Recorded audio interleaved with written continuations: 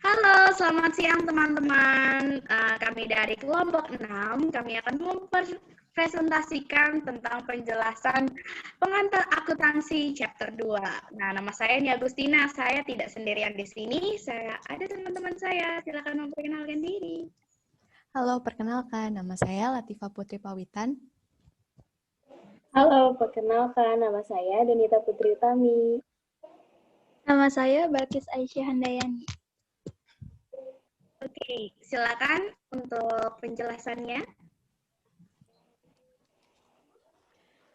Nah, sedikit mengulang materi pada bab 1, kita telah mempelajari tentang transaksi bisnis dalam persamaan akuntansi dan efek kumulatif dari transaksi dalam bentuk tabel. Namun, bisa kita bayangkan, seperti perusahaan besar, contohnya Bank of Taiwan, yang melakukan ribuan transaksi dalam satu harinya. Jika menggunakan format tabel yang sama dengan Softbat SA untuk melakukan transaksinya, cara tersebut tidak praktis dan mahal. Namun, jika perusahaan menggunakan serangkaian prosedur dan catatan, itu akan lebih mempermudah perusahaan. Maka dari itu, pada bab ini, kita akan mempelajari tentang proses pencatatan. Pada bab ini, kita akan lebih mengenal istilah akun, debit, dan kredit. Akun. Akun merupakan tempat mencatat, penambahan atau pengurangan transaksi keuangan yang mempengaruhi keseimbangan harta, utang, dan modal. Bagian akun terdiri dari 3. Yang pertama ada judul, yang kedua debit di sisi kiri, yang ketiga ada kredit. Bisa dilihat di pojok bawah ada tabel dari bentuk akun. Yang paling atas itu ada judul dari akun, yang di sisi sebelah kiri ada debit, dan sisi kanan ada kredit. Nah, bentuk akun ini sering dikenal dengan nama akun T atau T account, karena kesamaan dengan bentuk huruf T. Lalu yang selanjutnya ada debit. Debit merupakan pencatatan akuntansi di mana aset dan biaya mengalami peningkatan. Lalu ada kredit. Kredit merupakan pencatatan akuntansi di mana akun hutang dan ekuitas mengalami peningkatan. Nah, jadi kalau debit itu yang mengalami peningkatan aset dan biaya. Jika kredit yang mengalami peningkatannya adalah hutang dan ekuitas. Lalu di sini ada aturan debit dan kredit. Di sana ada akun harta, akun hutang, akun modal, akun pendapatan, dan akun beban. Nah, jika harta bertambah, maka posisinya ada di debit. Jika harta berkurang, posisinya ada di kredit. Jika hutang berkurang, posisinya ada di debit. Jika hutang bertambah, posisinya ada di kredit. Yang ketiga, ada modal. Jika modal berkurang, posisinya di debit. Jika modal bertambah, posisinya di kredit. Lalu, pendapatan. Jika pendapatan berkurang, posisinya ada di debit. Jika pendapatan bertambah, posisinya ada di kredit. Yang terakhir ada beban. Jika beban bertambah, posisinya ada di debit, dan jika beban berkurang, posisinya ada di kredit. Di sini ada contoh transaksi pada tanggal 12 Agustus. Ada kas dan modal. Nah, kas di sini, kas yang bertambah. Jika kas bertambah, itu termasuk harta bertambah, maka posisinya ada di debit. Jika modal bertambah di sini, posisinya ada di kredit. 15.000 di kredit. Lalu yang selanjutnya ada transaksi pada tanggal 15 Agustus, ada perlengkapan dan hutang usaha. Perlengkapan termasuk pada harta. Harta bertambah berarti posisinya ada di debit. Dan hutang usaha. Hutang bertambah posisinya ada di kredit. 2 juta di kredit. Lalu yang terakhir ada transaksi tanggal 30 Agustus. Di sini ada beban listrik dan telepon dan kas. Beban listrik bertambah berarti posisinya di debit. Nah, logikanya kalau kita bayar listrik, harta kita berkurang kan? Nah, kas di sini beda dengan kas pada tanggal 12 Agustus. Kas pada tanggal 30 itu berkurang. Harta berkurang berarti posisinya ada di kredit. Nah, mohon maaf, di sini totalnya 17.400, bukan 17.400. Yang harus kita ingat, jumlah dari debit dan kredit itu harus sama. Di sini sama 17.400. Materi selanjutnya akan dijelaskan oleh teman saya, Donita. Jadi, aset sama dengan kewajiban plus ekuitas. Jadi, jurnal yang digunakan dalam proses perekaman yaitu analisis, transaksi, posting, neraca saldo, penyesuaian, neraca saldo disesuaikan, laporan keuangan, jurnal penutup, neraca saldo setelah penutup. Jadi, fungsinya itu yang pertama, menganalisis setiap transaksi dalam hal pengaruhnya terhadap akun. Yang kedua, masukkan informasi transaksi dalam jurnal. Yang ketiga, mentransfer informasi jurnal ke akun yang sesuai di buku besar. Lalu ada jurnal. Jurnal itu perusahaan awalnya mencatat transaksi dalam urutan kronologis. Dengan demikian, jurnal tersebut disebut sebagai Book of Original Entry. Untuk setiap transaksi, jurnal menunjukkan efek debit dan kredit pada akun tertentu. Perusahaan dapat menggunakan berbagai macam jurnal, tetapi setiap perusahaan memiliki bentuk jurnal yang paling dasar, yaitu jurnal umum. Biasanya, jurnal umum memiliki spasi tanggal, judul, dan penjelasan akun, referensi, dan 2 kolom jumlah. Jurnal memberikan beberapa kontribusi penting untuk proses pencatatan. Yang pertama, ia mengungkapkan di suatu efek lengkap dari suatu transaksi. Yang kedua, memberikan catatan kronologi. 3. Membantu mencegah atau menemukan kesalahan karena jumlah debit dan kredit untuk setiap entry dapat dengan mudah dibandingkan. Lalu ada buku besar.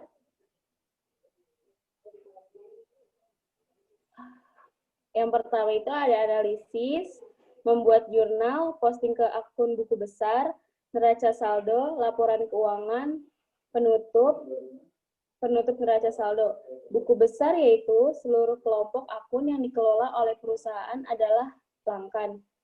Pelanggan menyediakan saldo di masing-masing akun serta melacak perubahan dalam saldo ini. Perusahaan dapat menggunakan berbagai macam buku besar, tetapi setiap perusahaan memiliki buku besar. Buku besar berisi semua akun aset, kewajiban, dan ekuitas. Selanjutnya, dibacakan oleh Welkis. Oke, selanjutnya ada posting. Posting adalah proses mentransfer entry jurnal ke akun buku besar.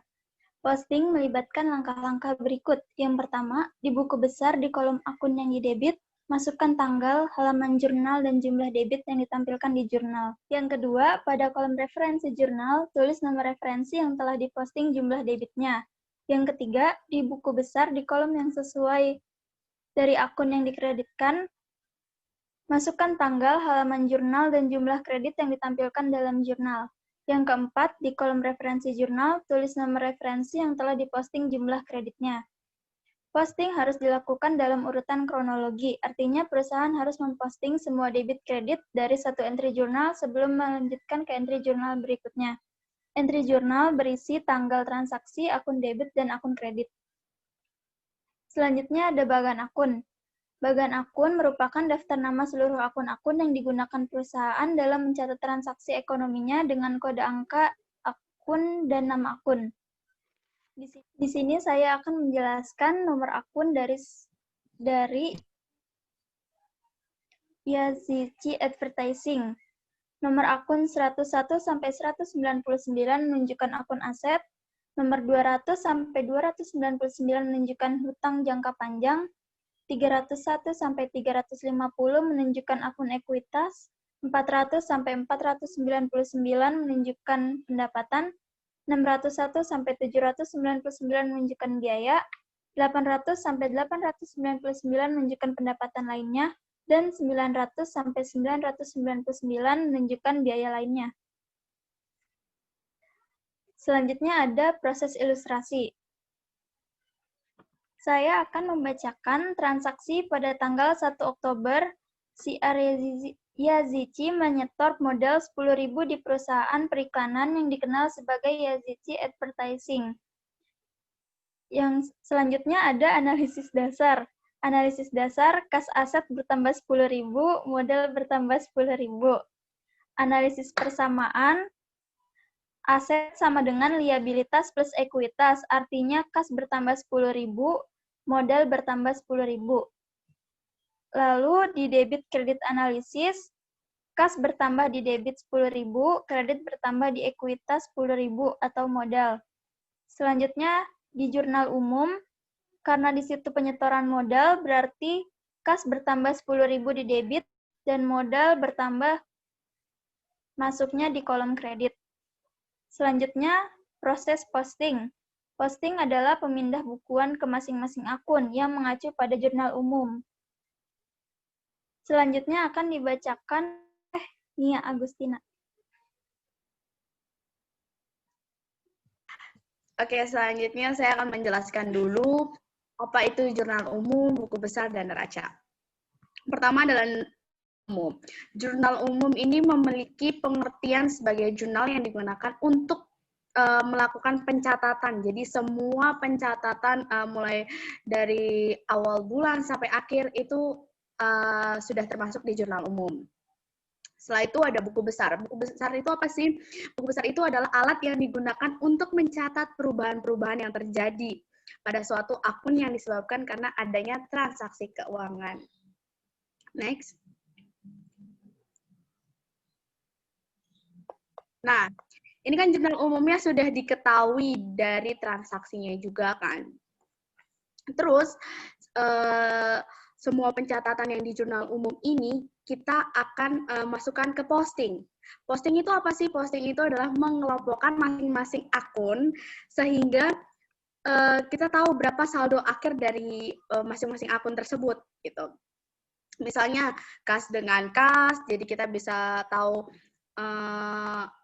apa ya, bisa tahu berkurang atau bertambahnya, terus sama juga dengan piutang, kita juga tahu bertambah atau berkurangnya saldo akhirnya itu berapa. Setelah itu, semuanya akan dijadi satu. Nah, semua sudah ada di jurnal umum juga, sesuai dengan jurnal umumnya juga kan, kalau misalkan buku besar itu, posting itu. Terus, kenapa? Setelah kita ke posting, kita baru masukkan ke neraca atau trial balance. Dari dinamakan neraca saldo karena diambil dari saldo akhir masing-masing akun yang di buku besar tadi. Terus kenapa neraca saldo diambil dari saldo akhir tersebut? Masing-masing buku besar dari kegiatan posting. Oke. Jadi neraca saldo itu hanya buku besar posting itu cuman tahapannya, buku besar itu namanya. Terus jadi setelah kita mengetahui neraca itu baru kita bisa mengetahui kegiatan posting tersebut.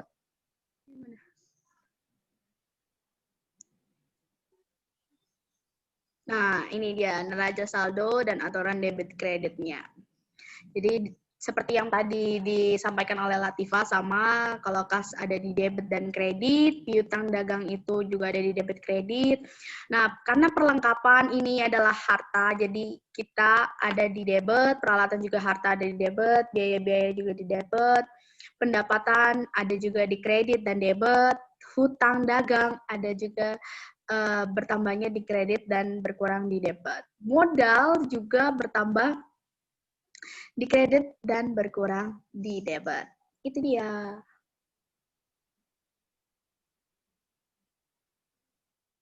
Nah, ini adalah soal, bisa dibacakan oleh yang pertama. Oke, sekarang kita mau ngerjain soal yang S1 5. Soalnya, di bawah ini adalah informasi yang dipilih terkait perbaikan SUI pada tanggal 31 Desember 2020. SUI melaporkan informasi keuangan setiap bulan dalam jumlah ribuan. Akun hutang $3.000, kas 6.500, biaya iklan 6.000, pendapatan layanan 53.500, peralatan 29.000, gaji dan biaya 16.500, catatan hutang 25.000, biaya sewa 10.500, piutang usaha 13.500, dividen 7.500. Nah, kita disuruh cari yang A, tentukan total aset perbaikan SUI pada tanggal 31 Desember 2020. Yang B, tentukan laba bersih yang dilaporkan SUI pada Desember 2020. Yang C, menentukan ekuitas perbaikan SUI pada tanggal 31 Desember 2020. Caranya kita cuma tinggal kelompokin aja tuh. Yang A, kas ditambah peralatan ditambah piutang usaha sama dengan total aset. Jadi 6.500 ditambah 29.000 ditambah 13.500 sama dengan 48.500. Yang B, pendapatan pelayanan dikurang biaya iklan, dikurang biaya gaji, dikurang biaya sewa sama dengan laba bersih. Jadi 53.500 dikurang 6.000 dikurang 16.500 dikurang 10.500 sama dengan 20.500. Yang C, aset dikurang kewajiban sama dengan ekuitas. Artinya 48.500 dikurang 28.000 ya, 20.500. Nah, 20.500. Selanjutnya, latihan soal S112 L5. Informasi berikut terkait dengan Current Legal Co. untuk tahun 2020. Diketahui ada saldo laba 1 Januari 2020, $42.000. Dividen dibayarkan selama 2020, 6.000. Pendapatan layanan 63.600, gaji dan beban upah 30.200, beban iklan 1.800, beban sewa 10.400, beban utilitas 3.100, pendapatan komprehensif lain 460. Nah, kita disuruh mencari yang pertama itu laporan laba rugi, yang kedua laporan laba rugi komprehensif. Nah, jawaban yang pertama itu laporan laba rugi. Yang ini ya. Nah, di sini pendapatan layanan 63.600, beban sewa 1.400, gaji dan beban upah 30.200, beban utilitas 3.100, beban iklan 1.800. Total expense atau total bebannya itu 45.500. Nah, kalau rumusnya laba rugi itu pendapatan dikurangi beban. Jadi hasilnya 18.100. Lalu ada di sini laporan laba rugi komprehensif. Jawaban yang B. Kalau mau nyari laba rugi pendapatan komprehensif itu cuman laba rugi ditambah pendapatan komprehensif lainnya. Nah, laba ruginya 18.100, pendapatan komprehensif lainnya 460, jadi sama dengan 18.560.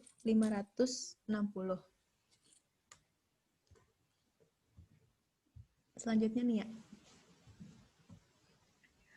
Oke, selanjutnya saya akan membacakan soal E1.13 LO5. Lynn Dreyfus adalah pemegang buku Sankuli SPA. Lynn telah mencoba untuk menyeimbangkan laporan posisi keuangan Sanculi dengan benar. Namun, laporan posisi keuangan Sanculi ini disajikan sebagai berikut. Oke, saya akan bacakan. Tanggal 30 Desember 2020.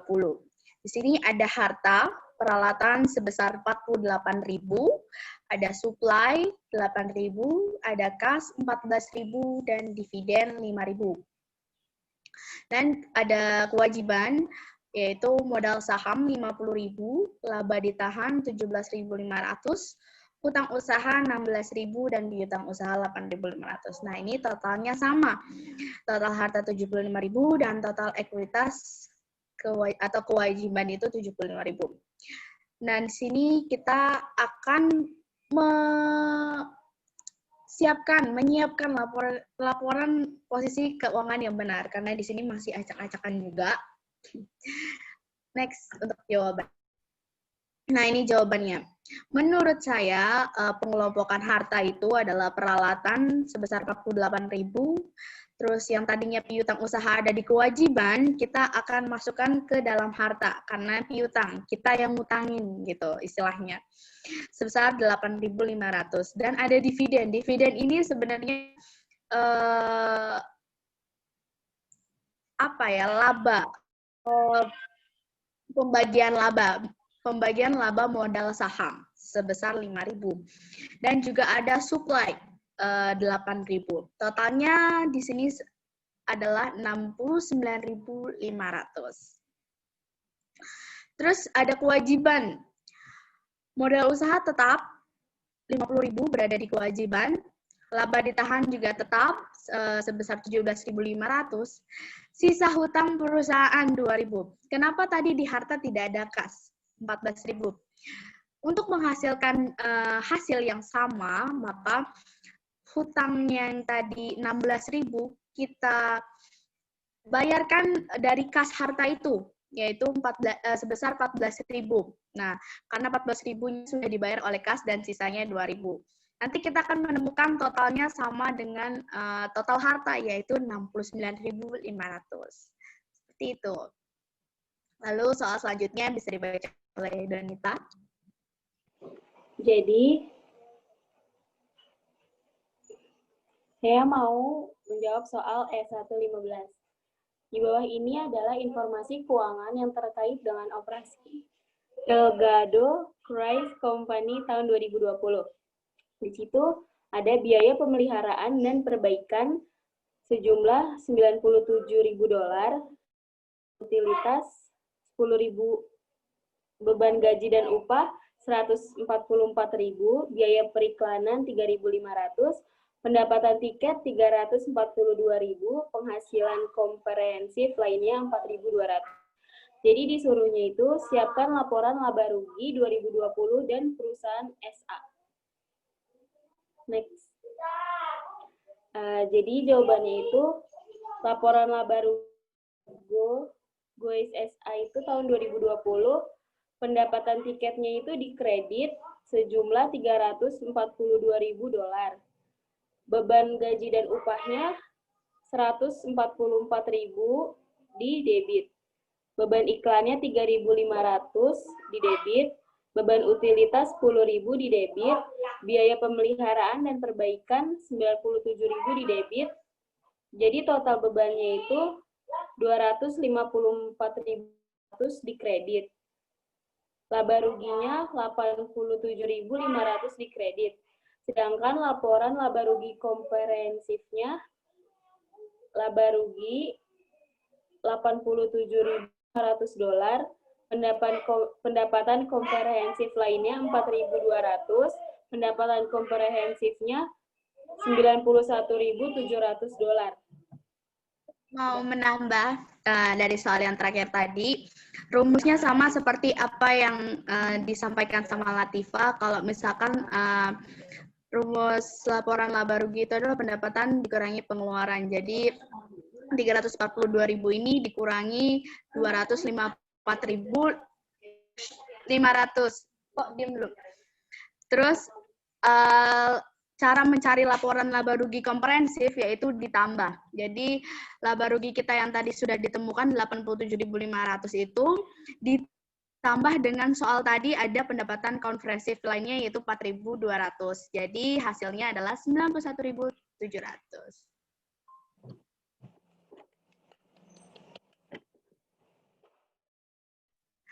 Oke, teman-teman semua, kita udah dengar presentasi tentang penjelasan pengantar akuntansi chapter 2 dari kami kelompok 6. Semoga apa yang kita jelasin itu bisa bermanfaat buat kalian dan apa yang kita jelasin juga bisa buat kalian mengerti walaupun sedikit ada kesalahan kemungkinan ya karena semua orang tidak ada yang sempurna mungkin.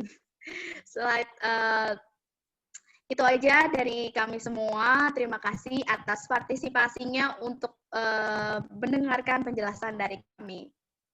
Jangan lupa semuanya juga sehat-sehat, jaga kesehatan maksudnya. Karena lagi kayak begini, teman-temanku juga ya, jaga kesehatan. Kita akan kembali lagi di kelompok partai yang berikutnya. Terima kasih.